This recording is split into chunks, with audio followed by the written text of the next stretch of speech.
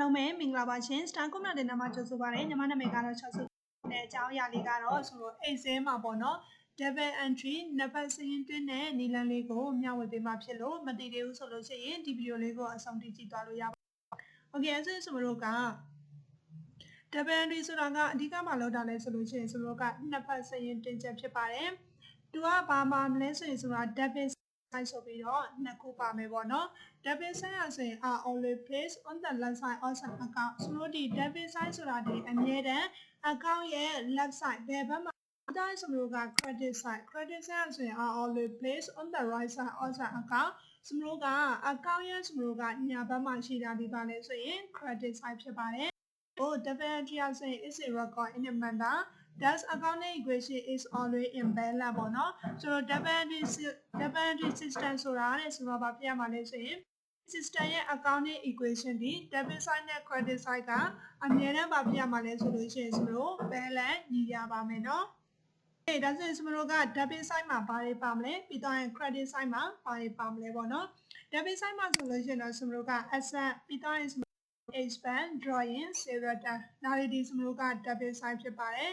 credit side မှာဆိုရင်ဆိုတာ liability say income capital partial return ဒါတွေအကုန်လုံးဒီဘေးမှာရှိလဲ credit side မှာရှိမယ်ပေါ့နော်ပြီးတော့နောက်တစ်ခုကကျတော့ cash fund မှာငွေဝင်နေဆိုရင် debit cash fund မှာငွေထွက်တယ်ဆိုရင်တော့ဆိုလို့က credit side ပါဆိုတော့ကဘယ်လိုပြောတာလဲရှေ့ကွန်ပျူတာဝယ်လိုက်တယ်ကွန်ပျူတာလေးတစ်လုံးကိုဝယ်လိုက်တယ်တဲ့9000 in cash ဆိုလို့ဘာနဲ့ဝယ်လိုက်တာလဲဆိုလို့ရှိရင်သူကငွေသားနဲ့ဝယ်လိုက်တာဒါဆိုရင်စမလို့က cash fund မှာငွေထွက်တာဖြစ်တဲ့အတွက် cap ဒီ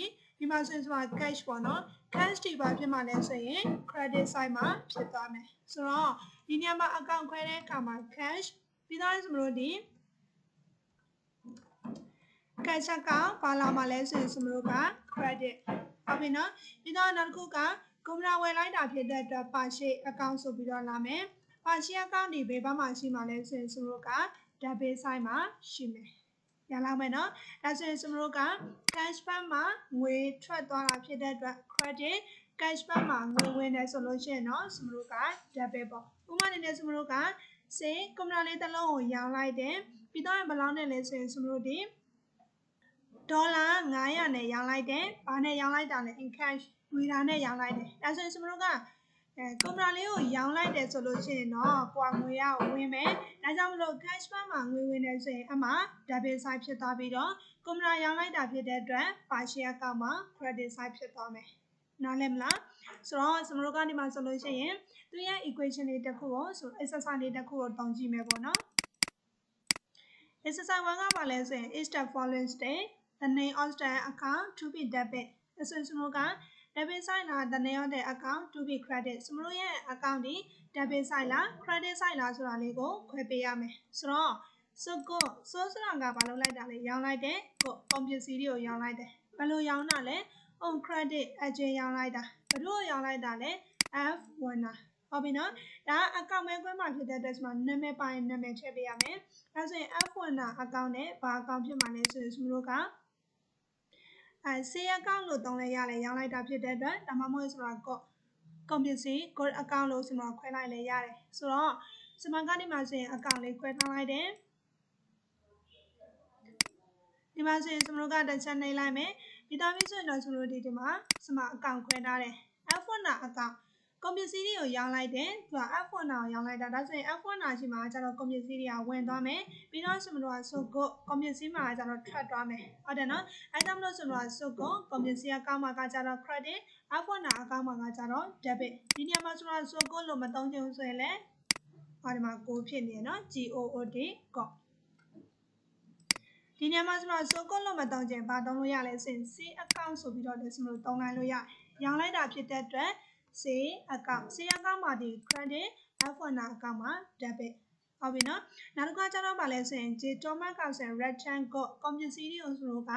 J Thomas ကိုပြန်ပေးတာဟုတ်တယ်နော်အဲဆိုလို့ဒီ J Thomas က return ဆိုတာကပြန်ပေးလိုက်တယ်ကုန်ပစ္စည်းတွေကိုပြန်ပေးလိုက်တယ်အဲဆိုရင်စမလို့ account နှစ်ခုဖြစ်သွားမယ်ဘာ account နဲ့ဘာ account လဲဆိုရင်စမလို့က J Thomas account နဲ့ပြီးတော့ရင် good account ဟုတ်ပြီနော်